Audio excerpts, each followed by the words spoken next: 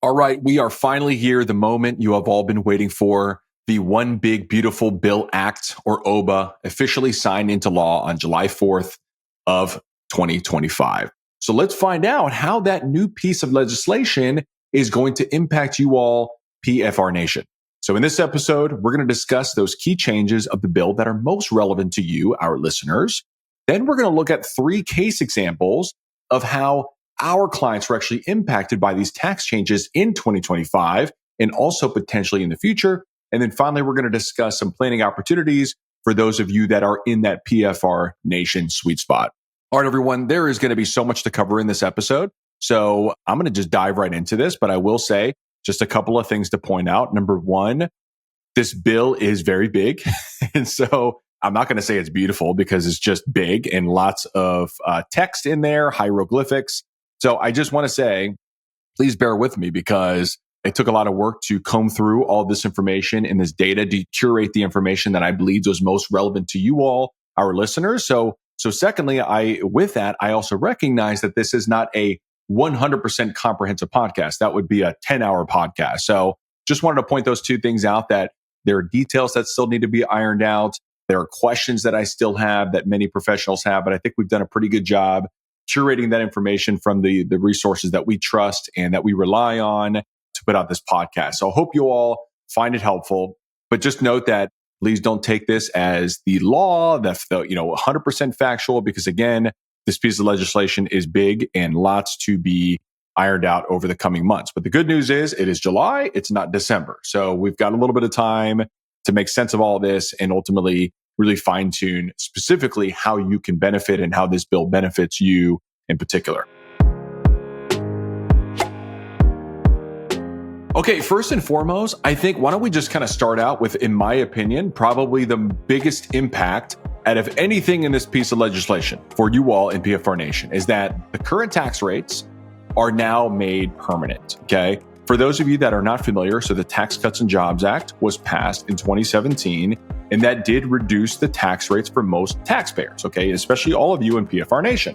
And the current tax rates were set to expire at the end of 2025. So it's been 8 years of this discussion of when the Tax Cuts and Jobs Act expires in 2026, then the rates are going to go back to 10%, 15%, 25, 28, 33, 35, and 39. However, now those tax rates are made permanent. So we're going to still have the 10%, the 12%, 22, 24, 32, 35, and 37. So truthfully, a lot of these other details, there's definitely a lot of noise out there. There's some things that will help you, no question. Some of them are permanent, some of them are temporary. But in my opinion, this is the number one thing that is going to make a difference to all of you in PFR Nation. On average, according to the Tax Foundation, all of you were expected to see your tax bill go up about $3,000 in 2026. And that is an average out of all taxpayers. So think about you all in PFR Nation, higher incomes, upper middle incomes, especially the retirees are not super high income, but, because you have more tax efficient income in retirement. But, certainly in that middle to high income range. So your tax bill, and you'll see some of these examples, probably would have gone up double or even triple that amount, maybe even higher. So again, I just wanted to start out with this one because in my opinion, this is going to move the needle the most, those tax brackets maintaining where they are in 2025. And that is permanent until it's not, because at the end of the day, new legislation can be passed at some point in time. Now, is someone going to come campaign on raising the tax brackets? I don't think so. I think it would be easier if, let's say, a president was sitting and all of a sudden the tax brackets were expiring to different levels. They didn't necessarily pass new legislation. It was already set in stone to expire. So I think it's going to be a little bit more difficult to pass a new bill that is going to raise the tax brackets going forward. So I just point that out because this is going to be bringing about lots of opportunities going forward. The second thing that is big, and again, I'm not going to go in order in terms of most to least impactful, but this is definitely one of the big ones, is that the standard deduction, there's some changes there, some really, really important changes to the standard deduction. So just for context on this one, so you can either take the standard deduction, which is just given to you, or you can itemize your deduction. So you can add up all of your potential deductions, things like charitable giving or mortgage interest or, state and local taxes up to a certain level.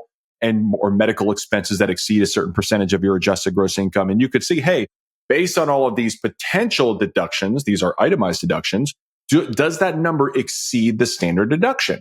And with the Tax Cuts and Jobs Act that passed in 2017, that piece of legislation basically doubled the standard deduction. So instead of, let's say, maybe 60% of taxpayers that were just taking the standard deduction back in 2017 and prior, now over the last 7-8 years, it's been up to upwards of 90%, maybe even a little higher, that are just simply taking the standard deduction. So it's definitely simplified the tax code. And so that is also made permanent as well. So the tax brackets and the standard deduction will maintain at a certain level. For 2025, there was also a slight bump. So the expectation going into 2025 was a $15,000 standard deduction for singles, or married filing jointly, $30,000. So that's slightly gone up. So instead of $15,000 for singles, it's now $15,750. And then for married filing jointly, instead of $30,000, it's now gone up to $31,500. Okay, so just a slight increase even in 2025, which is going to help many of you who are taking the standard deduction. So just an FYI that is set in stone and that is also made permanent. There's also an additional bonus deduction that's already in place, okay, even before OBBBA, which I'm going to refer to as the One Big Beautiful Bill Act. I'm going to just call it OBBBA from here on out. Even before OBBBA, there was a bonus deduction. So if you're 65 or older as of this tax year, so even if you turn 65 on December 31st of 2025, you're considered 65 for the tax year, there was a bonus deduction. And this is regardless if you took an itemized deduction or a standard deduction, you get a little bit extra. So if you're single, it was $2,000. If you are married, filing jointly, it's $1,600 per person that's 65 or older.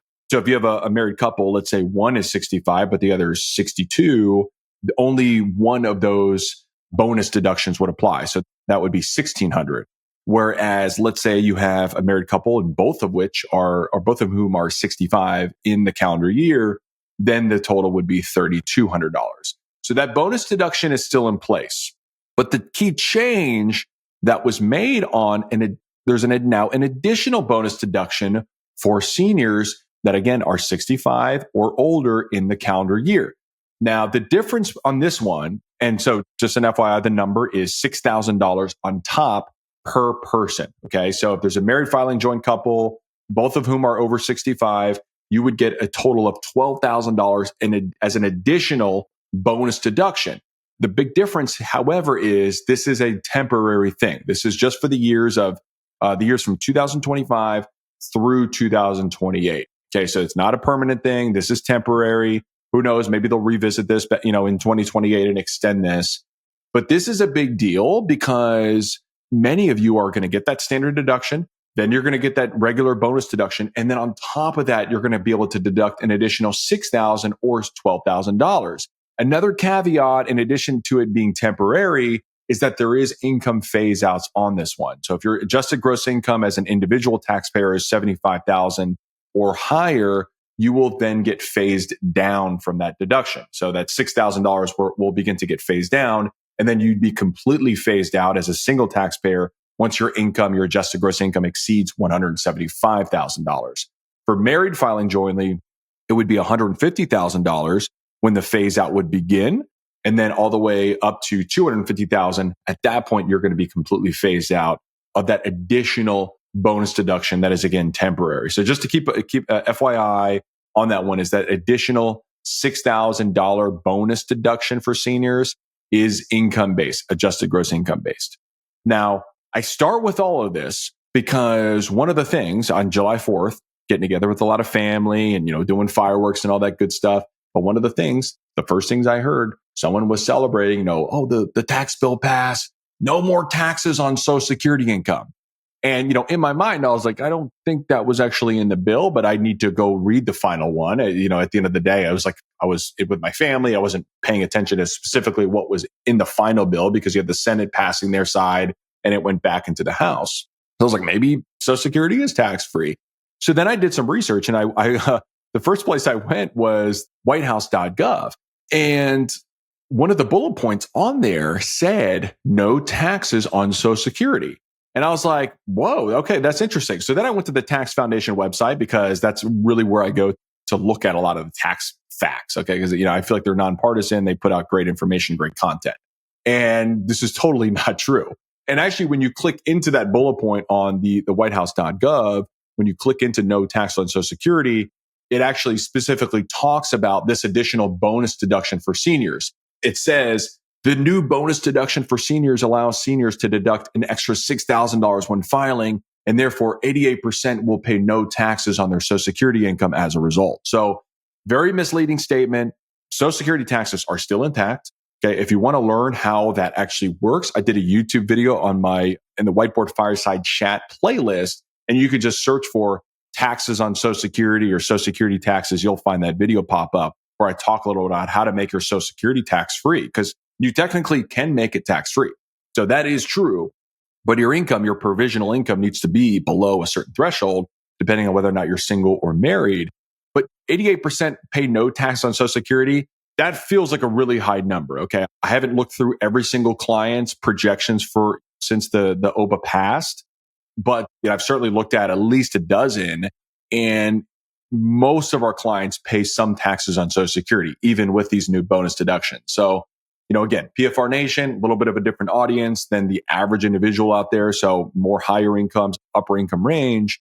So I think overall very misleading. And so yes, your Social Security income is still taxable. However, if you are over 65 in the tax years for 2025 through 2028, there is that bonus deduction. So yes, you could potentially reduce that income a little bit more and maybe have more of your Social Security tax free. But all of it, you need to keep your income pretty low.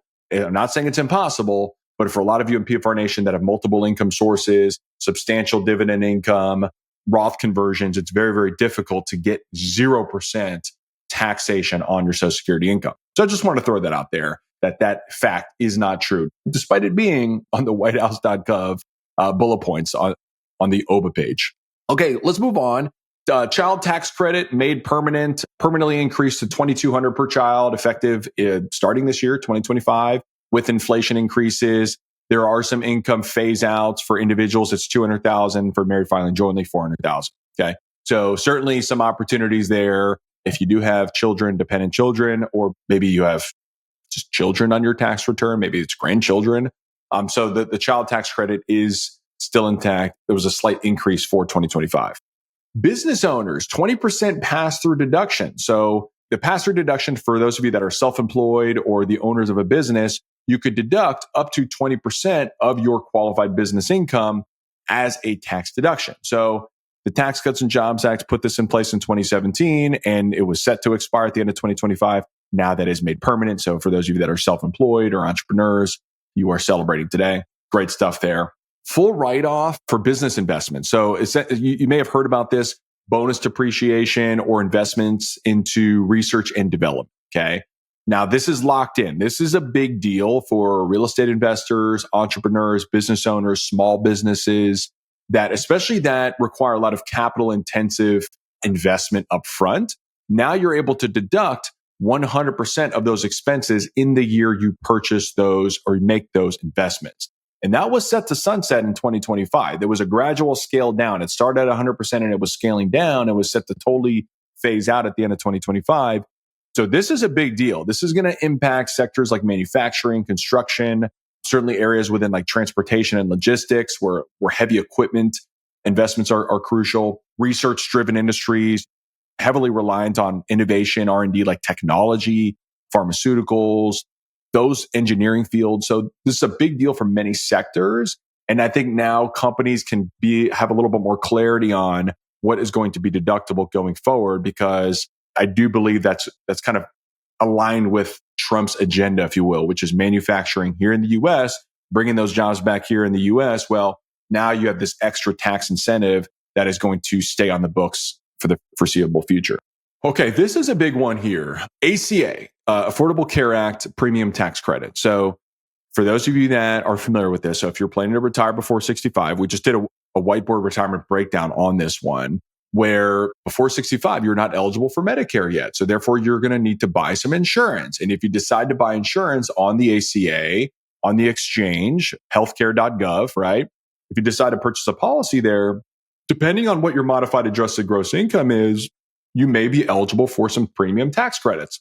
So if you're interested in a little bit deeper dive on this one, go back and listen to that podcast episode or go look at the YouTube channel on the Whiteboard Fireside Chat. I talked a little about the ACA tax credits on this one. Well, before 2021, there was a cliff. After modified adjusted gross income exceeded 400% of the federal poverty line, you were not eligible for any ACA tax credits at all. Okay. So in 2021, now, so not saying it was impossible to receive any tax credits before 2021, but you really had to be mindful. You really had to keep your income in check. And so certainly there was a lot of tax planning opportunities to be done pre-65 in order to do that, especially if you were delaying Social Security. But in 2021, as part of some of the COVID relief packages, the cliff was more of a gradual slope down. So instead of at 400% zero tax credits available, there was a gradual slope down. So even if someone had a higher income over and above 400% of the poverty line, they could still be eligible for some premium tax credits. And that was set to expire at the end of 2025. That did not get extended. So that's very important for those of you that are planning for retirement, especially before 65, before that traditional age of 65, you're looking to buy health insurance on the exchange. You really need to be mindful of your income. Like I said, I've said this before, I don't want the tax tail to wag the dog per se, but decisions that you're making around Roth conversions, if you're going to be $1,000 over that 400% poverty line cliff and therefore not eligible for any premium tax credits versus being within that 400% range, probably makes sense for you to reduce that Roth conversion by $1,000 or at least strongly consider that. So again, I don't want the tax tail to wag the dog, but just kind of knowing that that rule is going back to the old rule pre-2021. And it's really going to make for a lot more tax planning opportunities for those of you that are retiring before Medicare eligibility. On that same front for health insurance, so policies that you buy in the exchange, they're not all guaranteed to be HSA eligible, health savings account eligible. And so if you are, let's say, self-employed and you need to buy your own policy, there are now policies that if you purchase that are automatically HSA eligible. And it seems to be the bronze plans and the catastrophic plans on the exchange. Whereas before, you needed to have the plan essentially say HSA eligible. Even if they were technically a high deductible health plan, it needed to say HSA eligible in order for you to contribute to that HSA for that particular year. Now, it seems like all bronze policies are eligible for an HSA and catastrophic plans are also eligible for an HSA. Moving along, charitable deduction. So donating to charity. So if you don't itemize your deductions, so remember I talked about earlier, if you have the itemized deductions versus standard, if you add up all of your itemized deductions, but they're less than the standard deduction, you're just going to take the standard deduction that's already given to you for free. If you're not itemizing your deductions, in a sense, you're not getting any credit at all for donating to charity. Like, I'm sorry, it's just not happening. Unless you're doing a QCD, qualified charitable distribution, that's a different story. But under the OBBBA, starting in 2026, single tax filers can claim a deduction for up to $1,000 above the line for charitable donations, regardless if they took the standard deduction.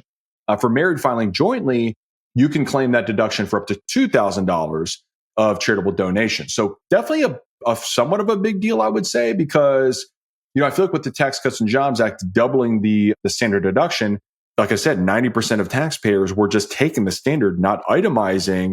And so did that impact charitable donations?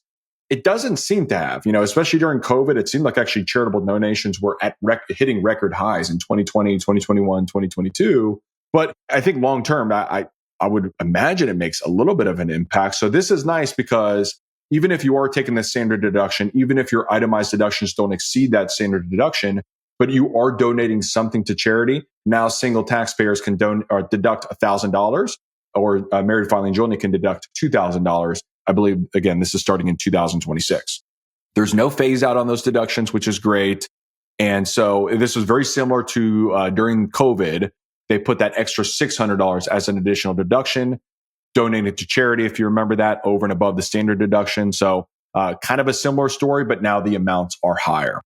Now, speaking of charitable deductions, okay, so this is a little bit of a caveat that if you itemize your deductions, now the charitable donations are obviously included as an itemized deduction. So again, if you look at state and local taxes, mortgage interest, maybe healthcare costs, but for many of you, you know that healthcare costs are only deductible to the extent they exceed 7.5% of your adjusted gross income.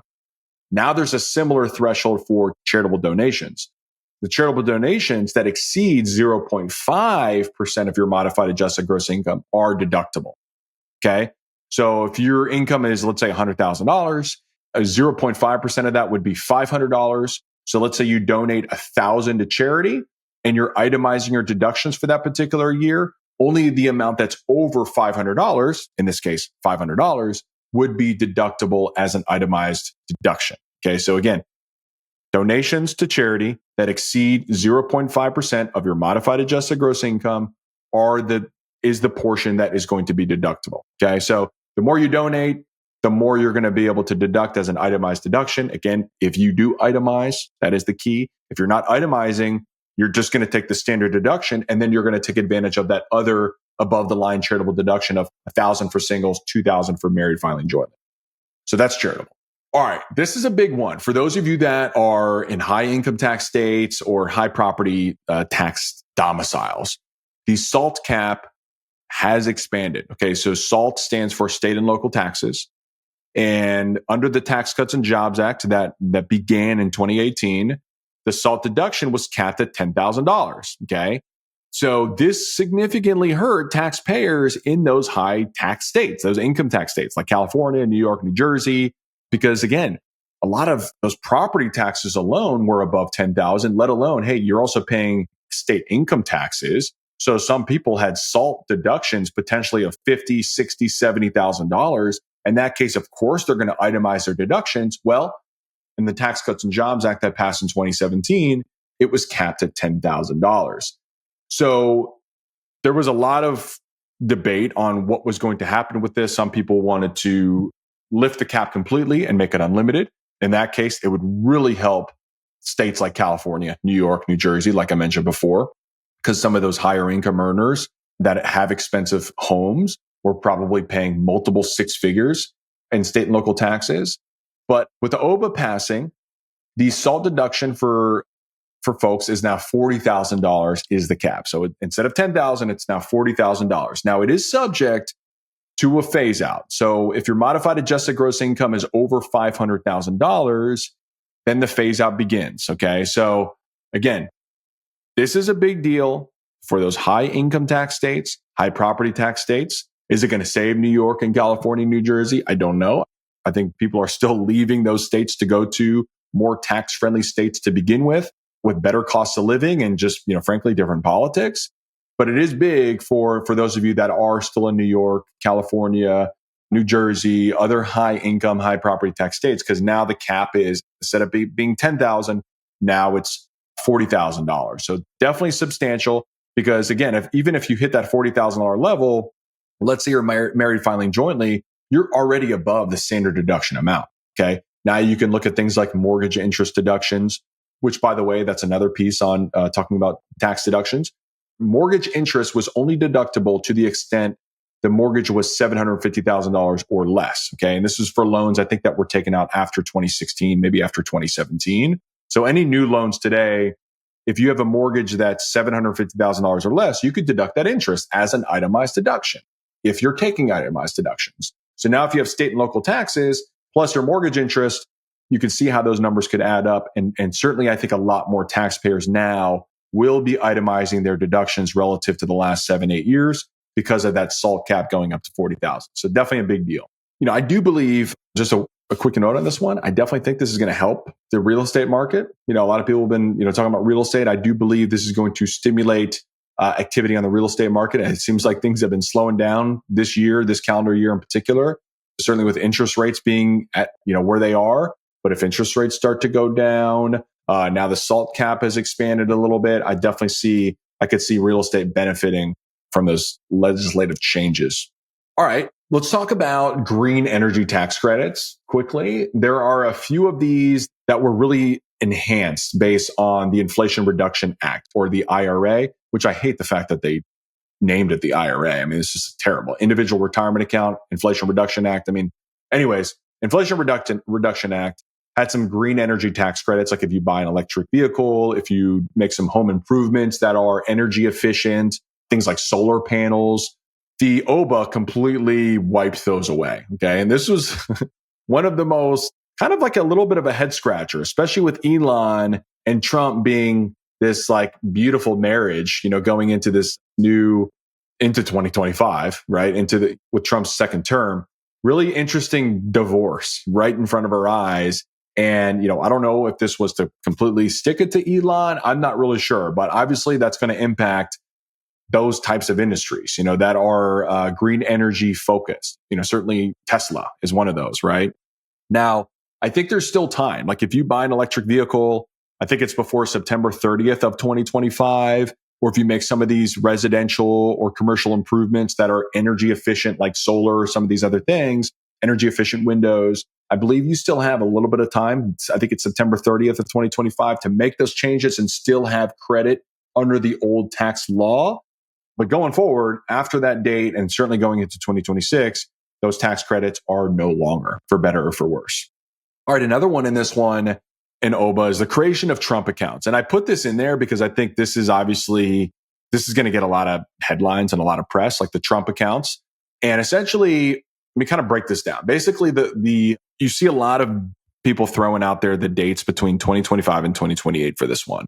And I think the automatic assumption is only children that were born in those years are eligible for Trump accounts. That's not true. As long as the child is under the age of 18, so they're 17 or younger, Trump accounts can be contributed to. Okay. Now, whether you should do that or not, we'll talk about that in a second. But the 2025 to 2028 deal within these Trump accounts is there's going to be an automatic $1,000 of seed money that the federal government just puts in those accounts for babies that were born in 2025, 2026, 2027, or 2028. But like I said, anyone can contribute for a beneficiary for a child that is 17 or younger. So let me tell you how these work. There are no tax deductions for the contribution. So it's not like a 401k pre-tax contribution or an IRA pre-tax contribution. You're making these contributions with after-tax dollars. No withdrawals can be made until you're at least 18.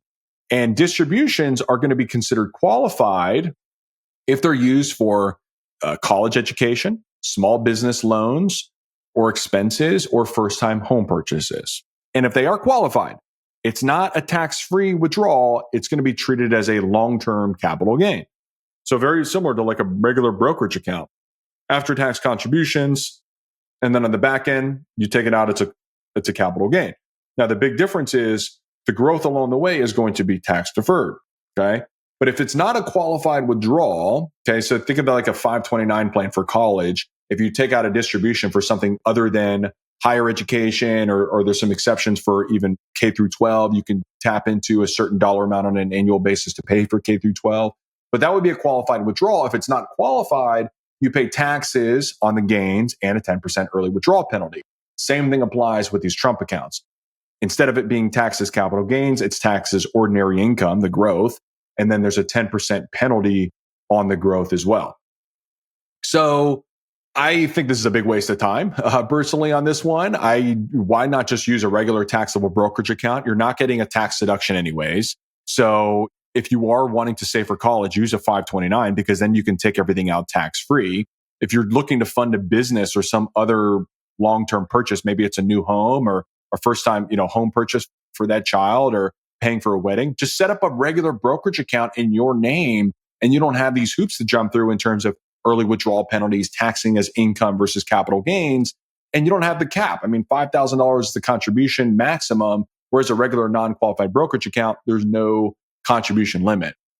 Now, the investments that are made, it's really unclear in this one. And I'm still trying to figure out like how to actually open a Trump account. I was looking all over the internet to find, I don't know if you can actually technically do it yet, but I was looking for ways to find ways to open a Trump account. But one of the points that was made on this one was the investments in the Trump accounts are automatically going to be invested in index funds, that are less than a certain percentage of annual expenses, which sounds great on the surface.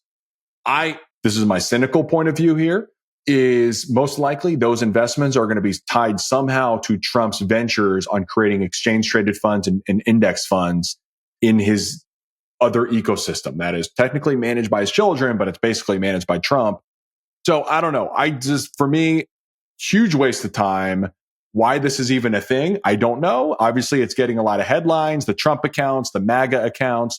But for me, total waste of time. I'd rather do something different. Obviously, some of you may think, well, you're going to get $1,000 free from the government. Okay, sure. Maybe set it up, get $1,000 free, and you can do the housekeeping and tracking on that. But, again, I just think it's one of those things that your money, in terms of your contributions, you're much better off doing something different with those funds. All right, let's move along here. No taxes on tips. This is a big thing that was campaigned on last fall, even before the election. So next, no tax on tips. So essentially, here's the deal on this one. So service workers whose tips are basically customary to their business. Okay. So like, you can't just be like, an attorney and all of a sudden start collecting tips from your clients. I mean, that's just not, you typically don't tip your attorney, but you do tip things like your Uber driver or your server or your hairstylist. So the service workers that whose tips are customary to their business can now make up to $25,000 of that income deductible for individuals. Okay. So essentially that is going to be a tax-free income. Again, up to $25,000. Now there is a deduction phase out at a 10% rate when your adjusted gross income exceeds $150,000 for single filers and $300,000 for joint filers. But the no tax on tips, that was definitely something that he campaigned on pretty aggressively. Same thing with no taxes on overtime. Okay, so same thing here, temporarily make up to $12,500 for singles and up to $25,000 for joint filers if of the premium portion of overtime compensation deductible for itemizers and non-itemizers for tax years 2025 through 2028. So similar thing, deduction phase out up to 10% when adjusted gross income exceeds $150,000 for singles and $300,000 for married filing jointly. So both the no tax on tips and the no tax on overtime, this is going to be 2025 through 2028. Okay. A lot of these phase outs end in 2028. So overall, I mean, personally, I like this. I think it's going to help the service industries. They've been struggling big time over the last 4 or 5 years since the pandemic. Service quality has been way down. I don't know if that's me. I used to be in a service industry. I guess I'm still in a service industry, but growing up as a kid, I worked at 3 different country clubs. I was a server at a restaurant. I did company banquets in college. So for me, when I go to a restaurant, I have high expectations on service. And I've just felt like service has been awful over the last 4 or 5 years. And tipping has gotten out of control. So my hope is that tipping can still stay whatever it needs to be to compensate these people adequately, but making the quality better because now better people are being attracted because that tip income is tax-free. So I think, this could also help with turnover as well. I think people are probably going to be more likely to stay working at these service type industries because of the tax efficiency of their income. Anyways, I hope so. We'll see what happens. But I think this overall will help these service related industries. Okay, let's talk about another one. This is auto loan interest deduction. So essentially, this is a short-term break. Again, this is 2025 through 2028, where you can deduct up to $10,000 of auto loan interest. Okay. Now, the autos that you're deducting interest for must have final assembly in the United States. Okay. And there is a phase out. So when your income as a single taxpayer exceeds $100,000 or $200,000 for a joint filer, it does, you do have a phase out deduction amount. So just an FYI, if you do finance a car in those tax years, 2025 through 2028, there's an extra boost if the car was made in America. And if you're financing it and you're within those income limits, you could potentially deduct some of that auto loan interest. All right, this is a big one, which is a similar deal with the standard deduction being made permanent, with the tax brackets being made permanent, is the permanent increase in the estate and lifetime gift tax exemptions. Okay. So before the Tax Cuts and Jobs Act, I think for single taxpayers, it was about a $5 million exemption lifetime or at death, where you and your heirs did not have to pay any estate taxes. Now that's key. When you die, there are estate taxes potentially, and there are income taxes potentially. For estate taxes, again, it was around $5 million, but then that amount doubled just north of $10 million in 2018. So for a married couple, that was north of $20 million that you needed to have in terms of total net worth at death in order to be subject to these estate taxes, or death taxes, better known as. So a big concern for individuals with higher net worths, and this includes all of your assets, your home, your retirement accounts, your brokerage accounts, your Roth accounts, HSAs, etc. If your net worth exceeded that amount, you could be subject to estate taxes. And so reverting back to the old rules in 2026 was on a lot of people's minds. Well, now there's that permanent increase in the estate and lifetime gift tax exemption. For 2026, that amount is going to be at 15 million for single filers and for 30 million for joint filers.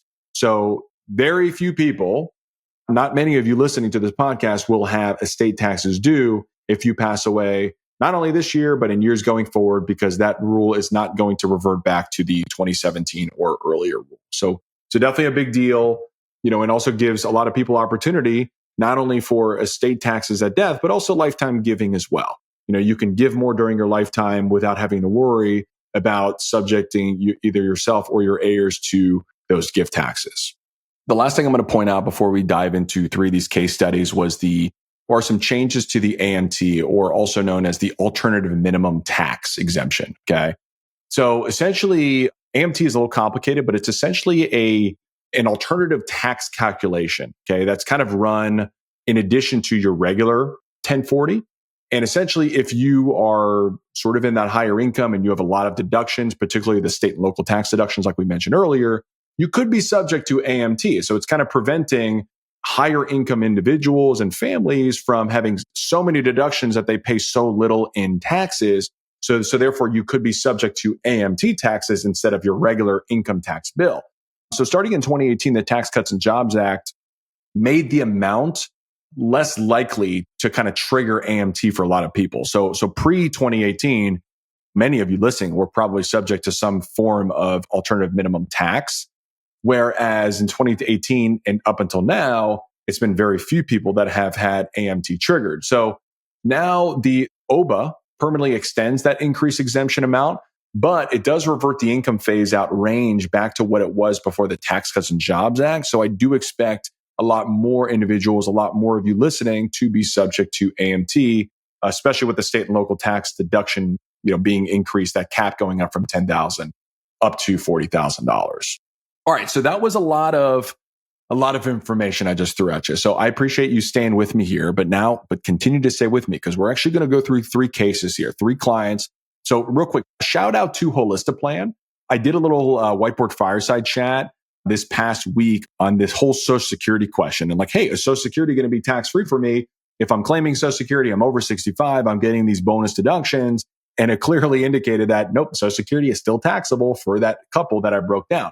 But Holistiplan, shout out to them, because literally a day after the bill was passed, they had these calculations ready to go inside our Holistiplan software. And that's what we use to run tax projections for all of our clients. So I haven't gone through every single one of our clients yet, but as we prepare for our fall reviews, where we're going through tax planning opportunities, we're going to be diving into every client's tax projection in terms of how the OBBBA impacted them positively or negatively. And so far, I have not seen anyone negatively impacted by OBBBA. It's only been positive. The question is how much of an impact.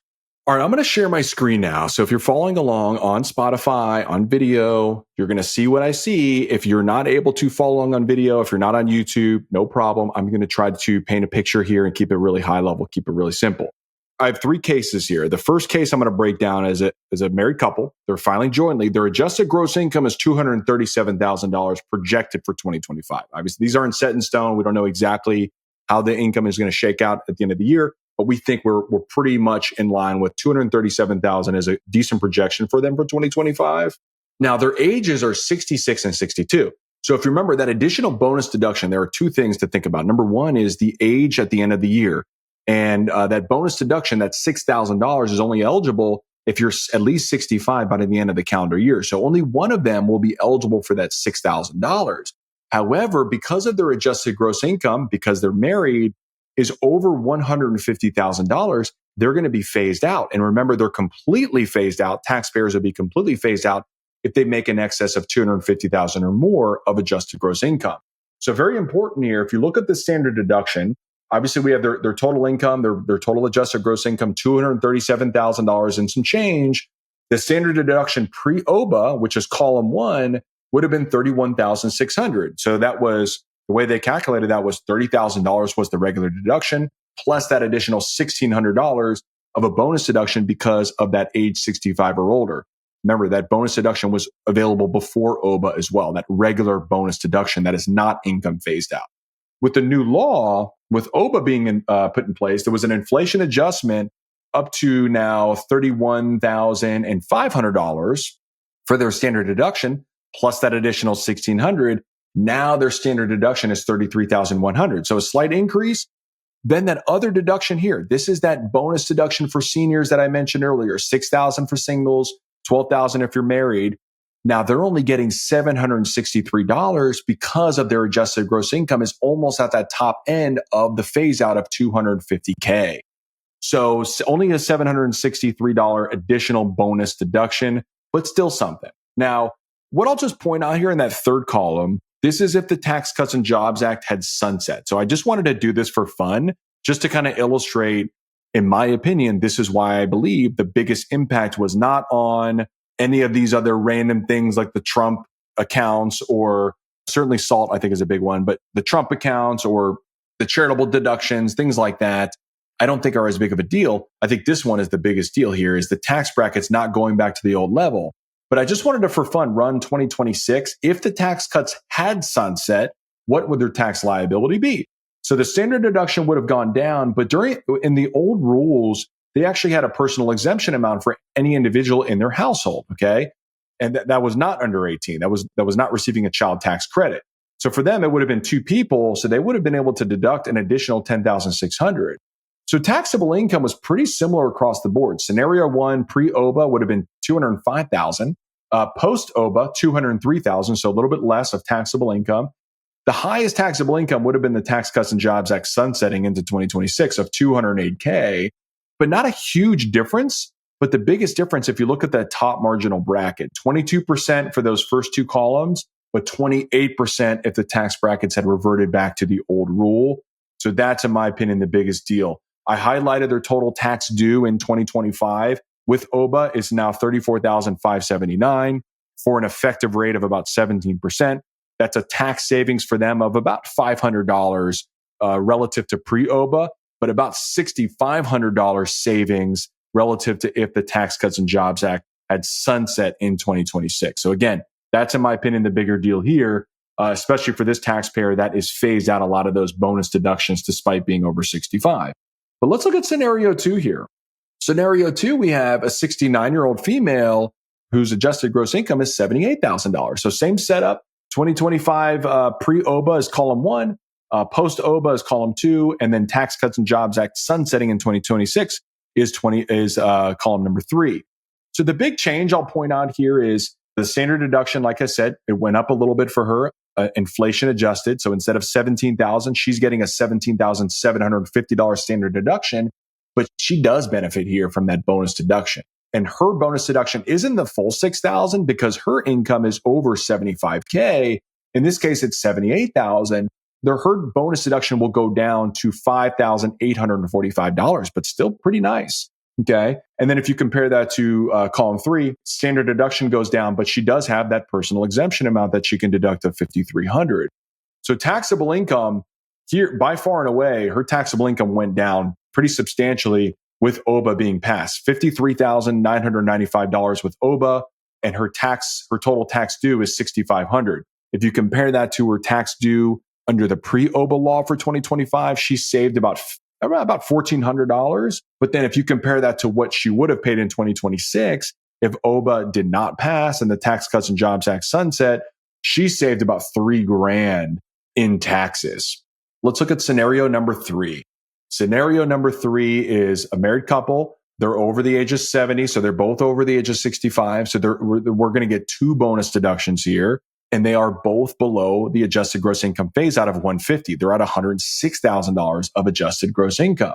So here, their taxable income went down substantially this year. Instead of $73,000 of taxable income after deductions, their taxable income went all the way down to $59K.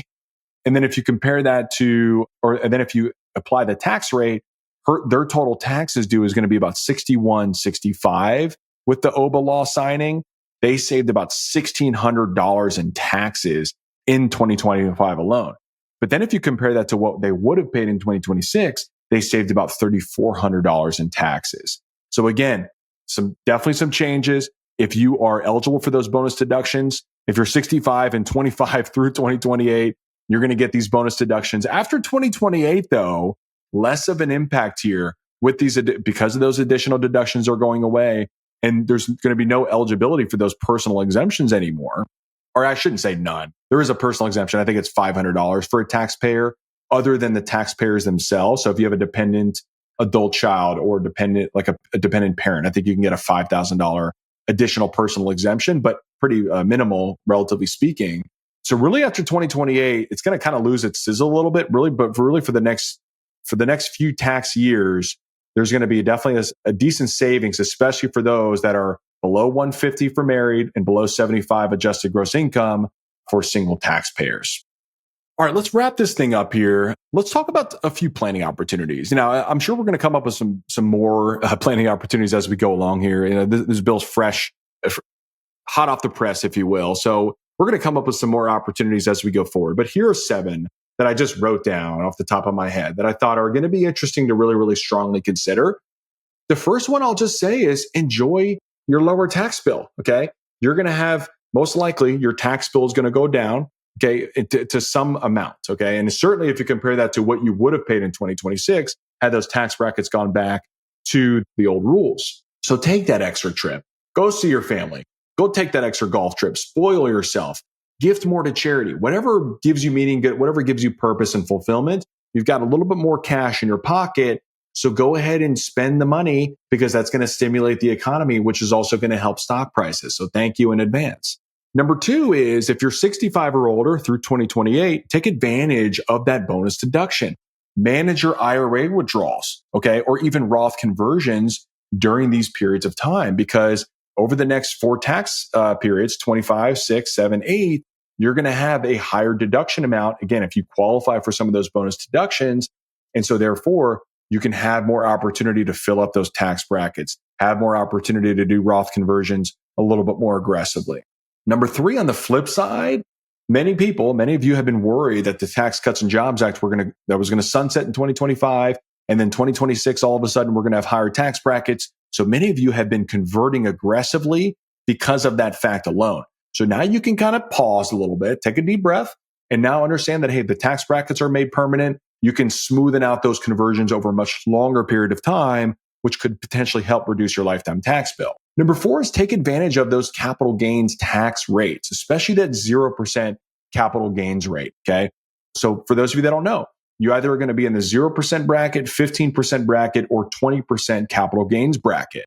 And this is the calculation here is your taxable income. So because of those additional bonus deductions, potentially, you can get your taxable income fairly low, and you might actually have more room to do some tax gain harvesting or to take some distributions from those brokerage accounts and not pay any capital gains taxes. So take advantage of that window over the next 4 tax seasons. Number 5 is charitable giving. So maybe you are giving to charity a little bit more aggressively, but you're like, you know what? I'm not itemizing. So what's the point? Again, you shouldn't just give to charity because you're getting a tax benefit. But if you are giving to charity, might as well get some tax benefits too. So given the fact that there's this extra charitable donation of $1,000 for single, $2,000 for married couples, regardless if you're taking the standard deduction, take advantage of that. Do some charitable giving, look at some causes, things that are important to you. I mean, look at the flooding in Texas, and honestly, some other parts of the country as well are experiencing significant flooding. So, look at opportunities to do some donations, and you can also deduct that on your tax bill as well. Number 6, I don't know. I mean, I said, look at Trump savings accounts. I would say if you do have a child or a grandchild that was born in 2025 through 2028, maybe you do take advantage of that $1,000 of free money, potentially. I don't know. I would need to look into what hoops you need to jump through in order to get that $1,000. But that's certainly something I would absolutely look at. But number 7 I put in is, if you are looking to make some of those energy efficient improvements in your home or electric vehicles, you better act soon because, over the next 2 months, it seems like those tax credits are going by the wayside. no more tax credits for electric vehicles and for those energy efficient improvements on your home. All right, that's it for this episode, everybody. Thanks for sticking with me all the way. I appreciate all of you tuning in and listening. Thank you for all the new listeners that have been following along on the podcast, new subscribers on our YouTube channel. And oh, by the way, if you're not subscribed to our YouTube, make sure to do that. Planning for Retirement Podcast, Planning for Retirement with Kevin Lau, I think is the official name of the YouTube channel. But we put out weekly retirement-related content specifically designed for PFR Nation. Folks that are nearing retirement or have recently retired with at least 7 figures of investable assets that want to maximize their retirement spending. They want to minimize their lifetime tax bill and worry less about the financial markets. That's who we design our content for. And if you're interested, if you're like, all this tax stuff, it sounds like a lot. It sounds like there's some opportunities. But if you're like, hey, how does this impact my tax situation pre and post retirement? And I'd love to get a second set of eyes on this. This is what we do. This is our business. This is what we do every single day. And you could visit my business website, my company website at www.imaginefinancialsecurity.com, or you could start with the retirement readiness questionnaire that is linked in the show notes. We'd love to learn more about you, what you're looking to accomplish, and see if we are a good fit to work together. That's it, everybody. Thank you so much for tuning in. Until next week, I will see you then.